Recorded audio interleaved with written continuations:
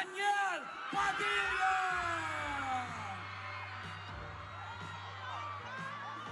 Asa na? Hi! Hello!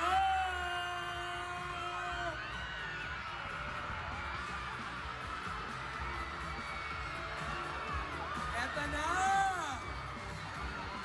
Okay, bago magsalita si DJ, Megamon, kaya nyo pa ba? DJ, batiin mo muna ang lahat ng ating mga kawani sa saya dito sa Megamon. Hello, good evening po sa inyo lahat. Siyempre sa lahat po ng dumalo, maraming salamat sa oras ninyo. And Jai Ho, back to you.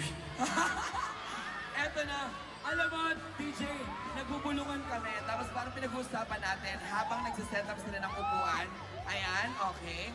Habang nire-ready ang ating upuan this evening, sabi ko nga kay James, bumubulong ako sa kanya, DJ. Sabi ko, grabe no, James, who would have thought na darating tong panahon na ito, na sabay ko kayong kakapanayamin at i-interviewin sa harap ng mga fans. Magkasama ang fans ni James Reid, magkasama ang fans ni Daniel Padilla! Sa wakas, I've been waiting for this, brother.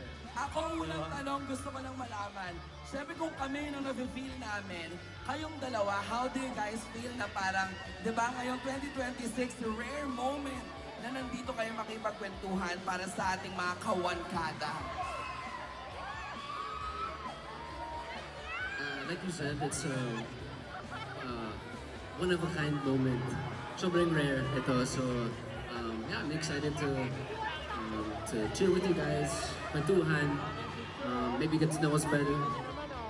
Thank you, James. DJ, ikaw naman, anong say mo naman na parang, syempre alam natin yung mga fans na yan, mula mga bagets, nagtandaan na rin sila kasabay natin. Tapos ngayon, tayo-tayo ang magkakasama sa isang entablado. I think maganda yung ginawa ng Wankada na pinagsama kami siyempre ni Brother James dito with all our supporters. Dahil siyempre, sinabi mo nga no, mga bata, pilit kaming pinagko-kompetisyon nito ni James. Pero siyempre lahat naman kami magbabarkada lamang. Diba? So it's very nice na pinagsama kaming dalawa dito at pinagsama tayong lahat. Diba? Siyempre naman, ano namang pakiramdam ninyong dalawa na ngayon ang mga fans ninyo kung papaano sila noon, same pa rin ang init ng pagtanggap nila ngayon. 'Di ba? Parang hindi nagbago, parang taong ano pa rin, 2015. Oo, parang ganun pa rin yung feeling. James, same faces. Alam ko may iba dyan, pamilyar na pamilyar sa'yo. Yes, maraming salamat sa pag-supporta nyo.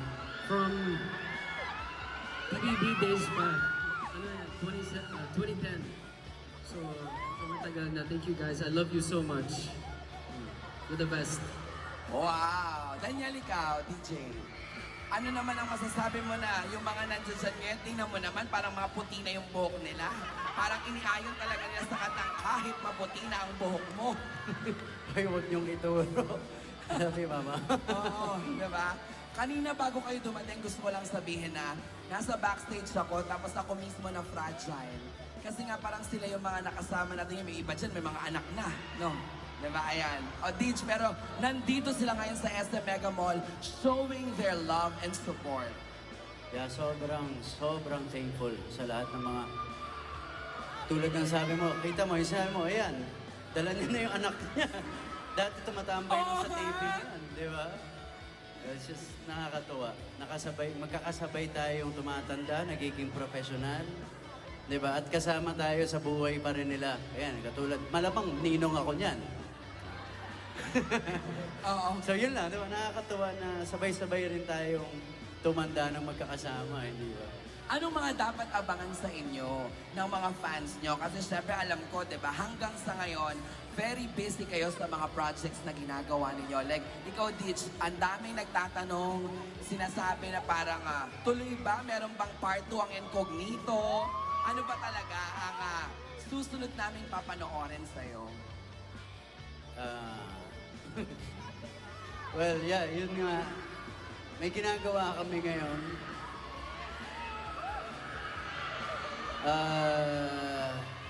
In the works ng, sabi ko sa'yo, huwag mo nang tanongin to. Hindi. Alam ko masyado, Pinagalitan na ako. alam ko masyado pang maaga. Pero doon na lang sa kayo ay busy naghahanda para sa susunod na project. Yeah, sobra. Meron kaming malaking pinaghahandaan ngayon.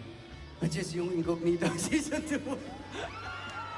Yeah, parang masyado siyang bitin para hindi ituloy eh. So, yan. Tutuloy natin yan and ganoon pa rin, same place, same time. Same channel. James, how about you? Siyempre may music projects ako. I just released my latest single, Traffic, yung kinanta ko kanina. Traffic came out, I think, 2 weeks ago. I have a new single coming out in May.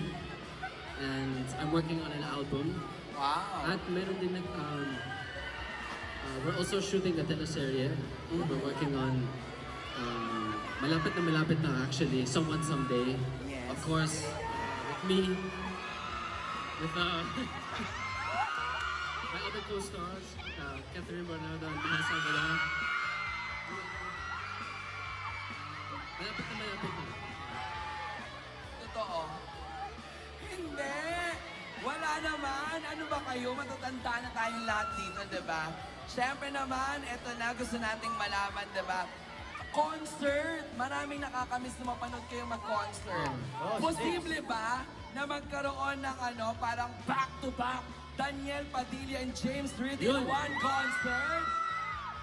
Kasi di ba dati, Ditch, lahat halos from Arena to Araneta, International, pinuno mo eh. Yung bawat mga pinagko-concertan mo ngayon, back to James Reid, ikaw Dapat din. may collab mo na. Correct. Uso na ang collab ngayon. Kapag meron bang ganong ini-offer sa inyo, game ba kayo na gawin yung dalawa? Oo. Wala problema yan. Kung may magandang music, why not, right? Yeah. Pero yung concert, hindi ko alam. Bro, wala na ako kinakanta. Producer na Simulan lang muna ako. natin sa isang kanta. Yun muna tayo. Oh. O calling the attention of all the producers, ha? O sige, eto na. Ready?